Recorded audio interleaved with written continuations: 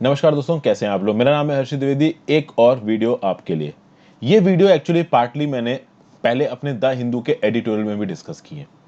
बात यहाँ पे क्या की जा रही है कि हमारे घर में जो वुमेन है जो कि घर का काम करती हैं, फॉर एग्जाम्पल वो हमारी मम्मी भी हो सकती है, माता जी हो सकती हैं, वो बहन हो सकती है, वो वाइफ हो सकती हैं, ठीक है ना, या घर में कोई और वुमेन जैसे कि चाची, मामी, ठीक है, रिश्तेदारी में कोई आप कह सकते हैं कोई है। अक्सर कर हमारी जो ट्रेडिशनल इंडियन सोसाइटी है नॉर्थ इंडिया में, वहाँ पे जो वुमेन है उनको डोमेस्टिक कामों के साथ एसोसिएट किया जाता है। तो चाहे वो एक मदर हो, एक वाइफ हो, एक टीचर हो, तो वो घर में अपने घर का काम करती है स्कूल में पढ़ाने के साथ साथ। Cleaner, cook, driver, made, supervisor, security person, बहुत सी जगहों पे लेडीज इन्वॉल्व है। तो अब भाई सबसे पहली बात तो इस वीडियो में हम लोग ये समझने की कोशिश करेंगे कि ये बेसिक जो टॉपिक है कि भाई जो लेडीज हैं जो कि घरों में डोमेस्टिक कोर्स में काम करती हैं वो अभी इस समय पे न्यूज में क्यों है। उसकी वजह दोस्तों ये है कि रिसेंटली तमिलनाडु में 2021 में लेजिस्लेटिव इलेक्शंस होने वाले हैं इसी साल में। कमल हसन की पार्टी है मक्कल निधि मायम, और मक्कल निधि मायम ने अपने इलेक्शन मैनिफेस्टो में क्या बोला है कि भाई जो हाउस वाइफ्स हैं जो घर में घर का काम करती हैं उनको हम लोग सैलरी देंगे अगर हम पावर में आते हैं तमिलनाडु में। तो तमिलनाडु में अपने इलेक्टोरल कैंपेन का हिस्सा में क्या प्रॉमिस कर दिया मक्कल निधि मायम ने कि भैया हाउस वाइफ को सैलरी दी जाएगी, उनके काम को भी हम रिकॉग्निशन देंगे, वो काम फ्री का नहीं है। और कहीं ना कहीं शशि थरूर ने इस आइडिया को सपोर्ट किया। शशि थरूर ने बोला कि भाई जो हमारी वुमेन होम मेकर्स है, अगर उनकी सर्विसेज को मोनेटाइज किया जाता है तो उससे उनकी जेब में पैसा आएगा, उनको ताकत मिलेगी, उनको ऑटोनॉमी मिलेगी, और ये एक प्रकार का यूनिवर्सल बेसिक इनकम होगा। यूनिवर्सल बेसिक इनकम में आप क्या करते हो कि आप कोशिश करते हो कि भाई जो लोग काम कर रहे हैं उनको उसका कुछ पैसा मिले, या जो नहीं भी काम कर रहे हैं उनको कुछ पैसा मिले। अब ये जो लेडीज है जो घर में माँ बाप को देखना, खाना बनाना, ये भी काम करती हैं, बट इनके काम को काम नहीं समझा जाता है। तो अगर उसके पैसे इनको दिए जाएंगे तो उनके काम को काम समझा जाएगा, इनका एम्पावरमेंट होगा। तो इसलिए ये चीज न्यूज में है। अब यहाँ पे वुमेन के ऊपर क्या डिस्प्रपोर्शनेट बर्डन ऑफ वर्क आता है इसके बारे में बात करेंगे। ओवरऑल ये जो प्रपोजल है कि भाई आप डोमेस्टिक जो सर्विसेज है वुमेन की उसको मोनेटाइज करो, इसके क्या क्या नुकसान है। पास्ट में पूरी दुनिया में वुमेन्स ने कैसे अपने वेजेस के लिए डिमांड की उसकी बात करेंगे, और एक्चुअली हमें यहाँ पे करना क्या चाहिए उसके बारे में बात की जाएगी। ठीक है, देखिए जो वुमेन है हमारी सोसाइटी में, they have a high burden of unpaired domestic work. ज्यादातर केसेस में क्या होता है कि वुमेन से एक्सपेक्ट किया जाता है कि वो घर के सारे काम करेंगी, और चाहे तमिलनाडु की कहानी हो चाहे इंडिया की कहानी हो। इंडिया में तो ये चीज शुरू हुई है, क्यों सॉरी तमिलनाडु में तो चीज शुरू हुई क्योंकि तमिलनाडु में इलेक्शन आने वाले हैं, तो इलेक्टोरल प्रॉमिस हो गया ये। और ऐसा नहीं है कि तमिलनाडु में पहली बार किसी पार्टी ने अपने इलेक्शन मैनिफेस्टो में ऐसी कोई बात कही है।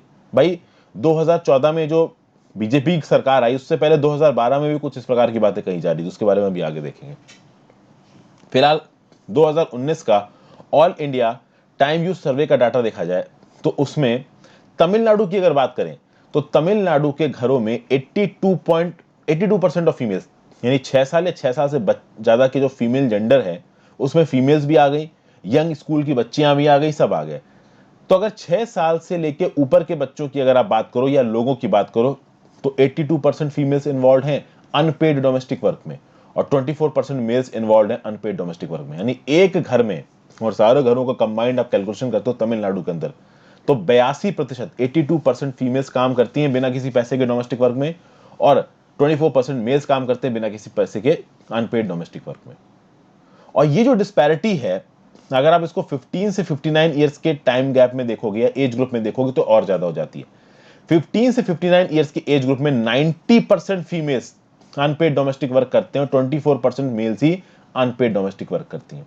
और ऑन इंडिया लेवल पे भी यही डाटा है। ऑल इंडिया लेवल पे भी 81% ऑफ फीमेल्स जो कि 6 साल से ज्यादा की हैं वो इन्वॉल्व है अनपेड डोमेस्टिक वर्क में, और ओनली 26% ऑफ मेल्स इन्वॉल्व हैं अनपेड डोमेस्टिक वर्क में, ऑब्वियसली जो 6 साल से ज्यादा हैं, 6 साल के या 6 साल से ज्यादा के।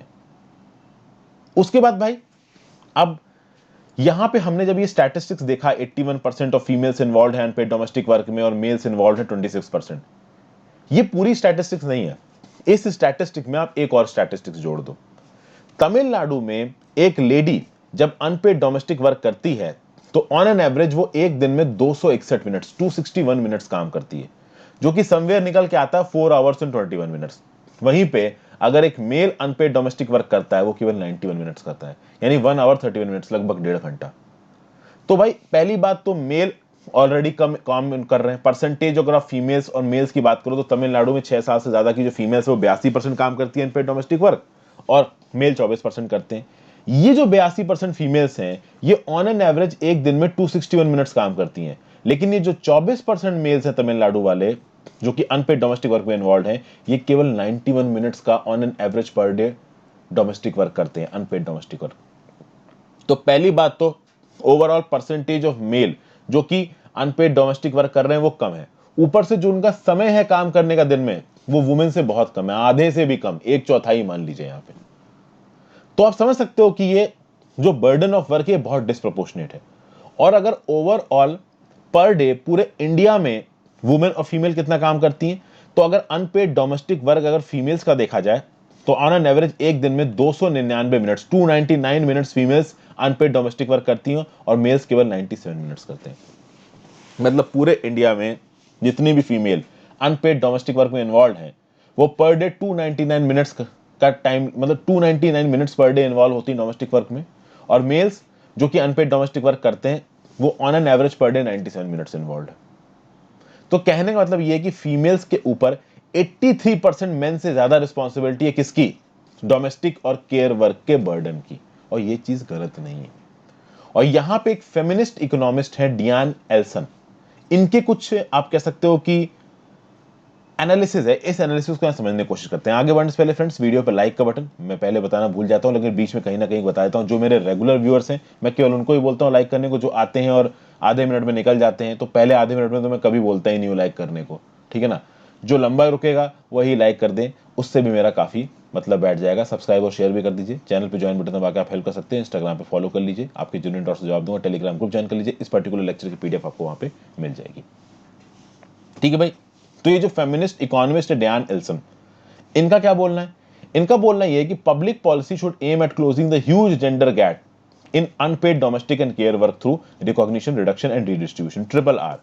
मतलब आपको वुमेन के वर्क को रिकॉग्निशन देना है, उनको बताना है, उनको कम से कम आप वैल्यू दीजिए कि आप ये काम कर रहे हो। रिडक्शन, उनके काम को कम करो, तो मेल मेंबर्स उनके काम में मदद करें, हाथ बटाएं। और रीडिस्ट्रीब्यूशन, ये रीडिस्ट्रीब्यूशन का मतलब भी यही है कि भाई मेल उनके काम में हाथ बटाएं, बाकी लोग भी उनका काम लें और उनका काम कम किया जाए। तो रिकॉग्निशन, रिडक्शन और रीडिस्ट्रीब्यूशन के थ्रू अगर पब्लिक पॉलिसी प्रमोट करे तो भाई जो जेंडर गैप है अनपेड डोमेस्टिक और केयर वर्क में उसको कम किया जा सकता है। अब ये प्रपोजल क्या बैकफायर करेगा? अब देखिए इस पर्टिकुलर प्रपोजल के नुकसान क्या है। अगर आप वुमेन को मान लीजिए पैसा देने भी लगते हो उनके काम के, तो ये एक प्रोग्रेसिव पब्लिक पॉलिसी नहीं होगी। अगर आपको जेंडर गैप को क्लोज करना है तो आपको वुमेन को एम्पावर करना है। भाई अगर आप वुमेन को उनके डोमेस्टिक और केयर वर्क के लिए पैसे देने लगते हो तो भाई कहीं ना कहीं वो काम फिर उनके लिए ही हो जाएगा। This proposal not only fail miserably in this aspect but also has the potential to increase women's burden. ये एक्चुअली में वुमेन को एम्पावर नहीं करेगा, उनको और परेशान कर देगा। क्योंकि प्रॉब्लम ये है कि अगर आप मॉनिटरी बेनिफिट्स देते हो वुमेन को, जो कि पूरी गारंटी नहीं है कि ठीक से दिए भी जाएंगे कि नहीं, उस मॉनिटरी बेनिफिट के चलते हमारे दकियानूसी सोशल नॉर्म को एंडोर्स करके बहुत जगहों पे क्या ये होगा कि डोमेस्टिक और केयर वर्क पूरी तरीके से वुमेन को ही दे दिया जाएगा, वुमेन को ही बोला जाएगा कि तुम करो, और फिर रीडिस्ट्रीब्यूशन का तो कोई चांस ही नहीं रहेगा। रीडिस्ट्रीब्यूशन का मतलब क्या होता है कि जो मेन है वो कहीं ना कहीं अपनी वाइफ्स की या फिर अपने घर में माता जी की, बहन की मदद कराते हैं काम करने में, वो कराना बंद कर देंगे। वो अब क्या बोलेंगे, या फिर जो सोसाइटी के बाकी मेंबर्स क्या बोलेंगे कि भाई पैसे मिल तो रहे हैं काम करने के, जब आपको काम करने का कंपनसेशन मिल रहा है तो भाई आप काम करो, ठीक है, अब तो आपको पैसे भी मिल रहे हैं। तो ओवरऑल ये जो आइडिया है ना, ये आइडिया बैकफायर कर सकता है, और कहीं ना कहीं ये बात सही है। तो इसमें किया क्या जा सकता है इसके बारे में अभी बात करेंगे। पहले देख लेते हैं कि हिस्ट्री में लेडीज जो काम करती हैं घर में उसके लिए डिमांड कब कब कैसे कैसे आई है। पहली बार लेडीज जो अनपेड डोमेस्टिक वर्क करती हैं, हाउस वर्क करती हैं, उसकी डिमांड उठी थी कब? Third national women liberation conference जो कि मैनचेस्टर इंग्लैंड में हुई थी। फिर 1972 में सेल्मा जेम्स नाम की एक लेडी ने international wages for housework campaign चालू किया, और उसके बाद बहुत सारे ऑर्गेनाइजेशंस यूएस, यूके, कनाडा और इटली जैसी जगहों पे प्रोटेस्ट करने लगे कि हाँ भाई वुमेन को उनके काम के लिए, हाउस वर्क के लिए, अनपेड हाउस वर्क के लिए पैसे दिया जाए। इंडिया में भी नेशनल हाउसवाइफ्स एसोसिएशन ने सरकार से रिक्वेस्ट की 2010 में कि हमको as a trade union register किया जाए। अब सोचिए, नेशनल हाउसवाइफ्स एसोसिएशन सरकार से रिक्वेस्ट कर रहा है 2010 में कि हमको as a trade union request register किया जाए। सरकार ने बोला कि भाई आप कोई ट्रेड कर रहे हो क्या, हाउसवाइफ क्या कोई ट्रेड कर रही हैं? सरकार ने, और खासकर ये जो डेप्यूटी रजिस्ट्रार ऑफ ट्रेड था, डेप्यूटी रजिस्ट्रार ऑफ ट्रेड बोला कि भाई जो हाउस वर्क होता है ना, this is not an industry, neither it is a trade. तो ना आप एक इंडस्ट्री हो ना आप एक ट्रेड हो, तो हम आपको as a trade union recognition नहीं दे सकते। 2012 में उस समय पे जो कांग्रेस की मंत्री थी, minister for women and child development, Krishna Tirath, इन्होंने क्या बोला? इन्होंने बोला कि गवर्नमेंट इस बात को कंसीडर कर रही है कि जो हाउसवाइफ्स हैं, जो घर में काम करती हैं, उनको एक सैलरी मिलनी चाहिए, और ये सैलरी सरकार नहीं देगी, उनके हस्बैंड देंगे। ओके, और अगर उनको ये पैसा मिलता है तो कहीं ना कहीं वो अपनी जिंदगी को डिग्निटी के साथ रह सकती हैं। लेकिन ये प्रपोजल कभी भी मटेरियलाइज नहीं हुआ, और 2014 में गवर्नमेंट बदल गई, उसके बाद चीजें इंप्लीमेंट नहीं हुई। आप समझिए, आप में से बहुत सारे लोग बोलोगे कि घर में तो हस्बैंड्स वैसे ही अपनी वाइफ्स को सैलरी देते, मतलब पैसे देते होंगे खर्चे के लिए, बहुत जगहों पे देते होंगे, बहुत जगहों पे परेशान करते होंगे, मैं उस पर नहीं जा रहा हूं। लेकिन अगर ये चीज इंस्टीट्यूशनलाइज हो जाती है, लीगलाइज हो जाती है, तो जो भी पैसे हस्बैंड से वाइफ को मिल रहे होंगे वो उस वाइफ के लीगल पैसे होंगे, उसका वो आईटीआर फाइल होगी, सब कुछ लीगल तरीके से होगा। ओके, तो 2012 में हमारी minister for women and child development ने इसको एक बार कंसीडर जरूर किया था, बट अब तक इसको इंप्लीमेंट नहीं किया गया। ठीक है भाई, अब यहां पे जरूरत क्या है? जरूरत यह है कि आप सैलरी के प्रोविजन लाने की बजाय वुमेन्स राइट का अवेयरनेस लेके आइए, कहीं ना कहीं वुमेन एम्पावरमेंट के जो भी पॉलिसी ऑब्जेक्टिव्स हैं इनको इंप्लीमेंट करिए। आप एक वुमेन को अधिकार दीजिए कि वो अपने मैरिटल होम में जहां पे वो शादी करके गई वहां पे हक से रह सके, उसका स्त्रीधन उसे मिले। होता है ना कि शादी में एक लेडी के सामने गहना चढ़ाया जाता है। ट्रेडिशनल इंडियन शादियों में क्या होता है कि लड़के वालों की तरफ से जो पेरेंट होते हैं वो गहना तो खूब चढ़ा देते हैं, और शादी में दिखा देते हैं कि भाई देखो हमने इतना गहना चढ़ाया, और जैसे ही शादी करके वो बहू घर आती है उसका गहना पूरा छीन लेते हैं। ये बहुत कॉमन है नॉर्थ इंडिया में। तो सरकार ने क्या बोला, सुप्रीम कोर्ट ने क्या बोला कि भाई ये जो स्त्री धन है, जो आपने सोना चढ़ाया था उस लड़की के लिए, वो उसका है, ठीक है ना। उसके बाद हक मेहर, मुस्लिम धर्म में जो शादी होती है वहां पे जो लेडी को मिलता है वो उसके पास रहेगा, उसको हक मेहर कहा जाता है। फिर डॉटर्स को कोपर सैलरी और इनहेरिटेंस राइट भी मिलेंगे। अभी डॉटर्स के पास क्या क्या राइट्स हैं दोस्तों, इसके लिए आपको मैं एक वीडियो सजेस्ट करूंगा देखने के लिए। मैंने ये वीडियो बना रखी है हिंदू सक्सेशन एक्ट पे। आप हिंदू सक्सेशन एक्ट मेरे नाम के साथ यूट्यूब में सर्च मारिए, कोपर सैलरी राइट्स क्या होते हैं, वुमेन को इनहेरिटेंस की क्या ताकत है हिंदू सोसाइटी में। कुछ कुछ हद तक मैंने मुस्लिम सोसाइटी और जो बाकी पर्सनल लॉज उनके बारे में भी बहुत बेसिक इंफॉर्मेशन दी है यहाँ पे। तो इस पर्टिकुलर वीडियो को बहुत जरूर देख लीजिए जाके। और रिसेंट यहाँ पे कुछ और इवेंट्स हुए, कुछ सुप्रीम कोर्ट के जजमेंट आए हैं, हिंदू धर्म में लेडी अपने पिताजी की प्रॉपर्टी को कैसे सक्सेशन कर सकती है उसके बारे में।